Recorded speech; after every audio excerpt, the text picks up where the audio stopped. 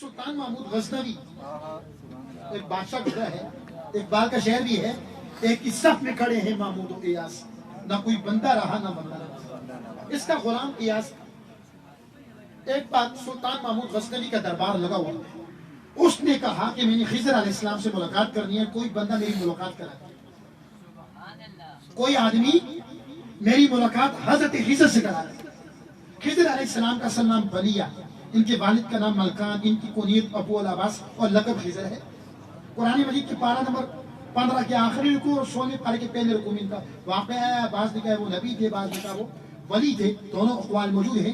اب حیات انہوں نے پیا، سکندر اعظم حضرت ذوالقرنین کے خالہ جاتے ہیں۔ کہا میری خضر علیہ السلام سے ملاقات کرنی ہے۔ سلطان محمود غزنوی نے کہا کوئی بندہ ہے میری جو ملاقات کرا دے؟ ایک دیہاتی شخص غریب آدمی تھا، اس نے کہا میں آپ کی ملاقات کراؤں گا لیکن ایک شرط ہے۔ لیکن ایک کہا کیا شرط ہے؟ کہا 6 مہینے میرے گھر کا خرچہ آپ دیں، میں 6 مہینے وظائف کروں گا اور اس کے بعد آپ کی ملاقات کروں گا۔ بات سمجھنے والی۔ سلطان محمود غزنوی نے کہا ٹھیک، اس نے کہا میں 6 مہینے وظائف کرتا ہوں۔ 6 مہینے اس کے گھر کا خرچ سلطان محمود غزنوی دیتا رہا، جس کی مجلس میں غوث قطب ابدال سبھی بیٹھا کرتے تھے۔ 6 مہینے کے بعد جب اس سے بلایا گیا، خاتون خضر علیہ السلام سے ملاقات نہیں کرائی، 6 مہینے کا تو نے وعدہ کیا، تاریخ کی بہت ساری کتابوں میں بات کروں گی۔ اس نے کہا جی وظائف الٹ ہو گئے تھے، 6 مہینے کا وقت وظائف الٹ ہو گئے تو 6 مہینے کا اور وقت دے سکتا۔ کہا ٹھیک ہے، بادشاہ تو اس نے دے دیے۔ 6 مہینے مزید اس نے وظائف تو نہ کیا، وہ گھر چلا گیا، لیکن بادشاہ کو کہا کہ میں وظائف کر رہا ہوں۔ بات سمجھ آ رہی ہے؟ جن کو آ رہی ہے ذرا ہاتھ کھڑا کریں۔ سمجھ آ رہی ہے۔ 6 مہینے مزید گزر کے بادشاہ نے اس کے گھر کا خرچ دیا۔ جب 6 مہینے کے بعد دوبارہ آئے تو کہا حضرت خضر سے میری ملاقات کرا۔ اس نے کہا بادشاہ سلامت، میں نے آپ سے جھوٹ بولا، میں غریب شخص تھا، دیہاتی شخص، اور روزگار تو تھا نہیں میرے پاس، آپ تو بادشاہ تھے، میں نے اپنے گھر کا نظام چلانے کے لیے کذب بیانی سے کام لیا۔ بادشاہ نے اپنے وزراء سے کہا جو شخص بادشاہ کے ساتھ جھوٹ بولے اس کی کیا سزا ہونی چاہیے؟ جو آدمی بادشاہ کے ساتھ جھوٹ بولے اس کی، ایک وزیر نے کہا کہ اس کا گلا گھونٹ کے اس کو مار دینا چاہیے۔ دوسرے وزیر نے کہا کہ اس کو کتوں کے آگے ڈال دینا چاہیے تاکہ بڑی تکلیف کے ساتھ وہ مار دے۔ ایک وزیر نے مشورہ دیا کہ گلا گھونٹ کے مار دینا چاہیے، دوسرے نے کہا کہ کتوں کے آگے ڈال دیا جائے تاکہ کتے اس کو کھا لیں اور بری موت ہو رہی۔ اس نے کہا میں اپنے غلام سے ایاز سے بھی مشورہ دیتا ہوں، اس کی کیا رائے ہے؟ اس نے کہا ایاز تیرا کیا مشورہ ہے؟ اس نے کہا آپ بادشاہ ہیں، آپ کے پاس کیا کمی ہے؟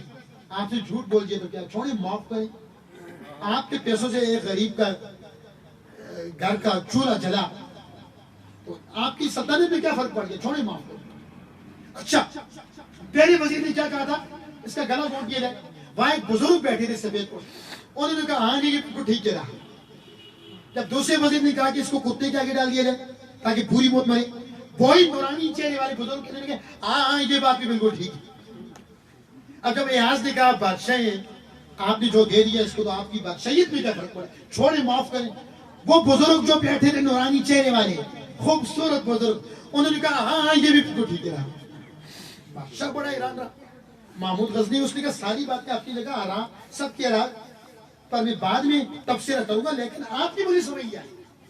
ایک نے کہا کہ گلا گھونٹ کے مار دیا جائے، آپ نے کہا بالکل ٹھیک ہے۔ دوسرے نے کہا نہیں اس کو کتوں کے آگے ڈال دیا جائے، آپ نے کہا بالکل بالکل ٹھیک ہے۔ تیسرے آپ کے غلام نے کہا کہ معاف کر دیا جائے، آپ نے کہا یہ بھی بالکل ٹھیک ہے۔ اب تینوں کی آراء کیسے ٹھیک ہو سکتی ہے؟ اس بزرگ کا جواب سنیے گا۔ اس نے کہا جی کہ پہلے جس شخص نے کہا کہ گلا گھونٹ کے مار دیا جائے اس کے آباء و اجداد کا تعلق کسائیوں سے ہے، وہ کام یہ کرتے ہیں، ان کا کام یہ گلا اتارنا ہے، انہوں نے اپنے مزاج کے مطابق بات۔ اور دوسرے نے جو یہ کہا کہ کتوں کے آگے ڈال دیا جائے، اس کا کام ہی یہی ہے بادشاہوں کے کتے نلانا اور کتوں سے شکار کرنا، اس نے اپنے ذوق و مزاج کے مطابق بات۔ تیسرے نے جو کہا ایاز نے کہ معاف کر دیا جائے وہ سید ہے، وہ علی رسول ہے، علی و فاطمہ محمد رسول اللہ تو اپنے دشمنوں کو بھی معاف کرتے ہیں، وہ جنگی دشمنوں کو بھی معاف کرتے تھے. ہاں وہ طائف کی وادی ہو، جب مکہ میں مصطفیٰ پہ ظلم ہو، مصطفیٰ نے سبھی کو معاف کیا تھا. تب اس نے اپنی آبا کی نسبت کو قائم رکھتے ہوئے یہ مشورہ دیا معاف کر دے.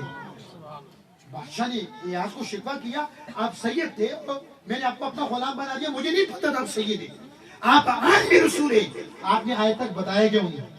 اس نے کہا کہ میں نے مناسب سمجھے نہیں تھا بتا، لیکن یہ جو بزرگ ہیں انہوں نے میرا راز فاش کیا، میں بھی ان کا راز فاش کرتا ہوں، میں بھی ان کا راز بتاتا ہوں. یہ کون ہے؟ کہا یہی تو حضرت خضر علیہ السلام.